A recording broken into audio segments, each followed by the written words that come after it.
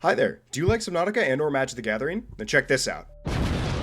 I took my Glarb Sea Creature Tribal deck and made a Subnautica version of all the cards. Each card with their own unique arts, and some of which have their own flavor text that either reference or are direct quotes from the games. But for today, we'll be focusing on this one. Alright, let's get this one out of the way. For any of the non-Magic players out there, this card is friggin' hated. Hullbreaker Horror is an extremely powerful creature. Every time you cast a spell, you can bounce a non-land permanent or a spell back to your opponent's hand, meaning you can essentially reprieve someone just by casting an instant in the middle of their spell. Or if you have a chunk of little spells to send off, this becomes a one-sided board wipe. Yes, this card is not balanced. Yes, this card can see play in CDH, but most importantly, this card is a Kraken. So he belongs in this deck, and I will not falter on that. No matter how much Zach screams in my ear that he would burn this card if given the chance. But yes, if I had to choose two words to describe Hullbreaker Horror, it would be hated and iconic, which, oddly enough, for the Chelicerate, fits pretty well, sadly. To catch any of you up, the Chelicerate was supposed to be Below Zero's version of the Reaper Leviathan, and if I haven't made it clear enough in this series already, the Reaper Leviathan was the poster boy, the Freddy Fazbear, the Satoru Gojo, the friggin' Goku of Subnautica. So when you're trying to create a creature that's supposed to follow that up, the odds are more than stacked against you. Me personally, I love the Chelicerate. A giant lobster that looks like it's a tank, and instead of a weird humanish mouth that has these giant mandibles it tries to grab you with to drag you into its beak, that's friggin' sick! But if you're asking me, candidly, if the Chelicerate is a good follow-up to the Reaper Leviathan, no, it's not. It's not nearly as scary, its sound design doesn't pack nearly as much of a punch, and frankly, just due to the mechanics of Below Zero, the Leviathans in that game are really much less of a threat. After hearing all this though, you'd probably think I'd have a disdain for Below Zero, and while yes, I wish it was more than what it is, I'm still extremely happy that that's part of the Subnautica series. So in the same way that I firmly believe the Chelicerate has a place within Subnautica's lore and history, I firmly believe that Hullbreaker Horror has a place within this deck, no matter the mountain high salt score. Alright, I think that's about it. If you'd like to see more videos like this, or a longer, more comprehensive video about my Subnautica deck,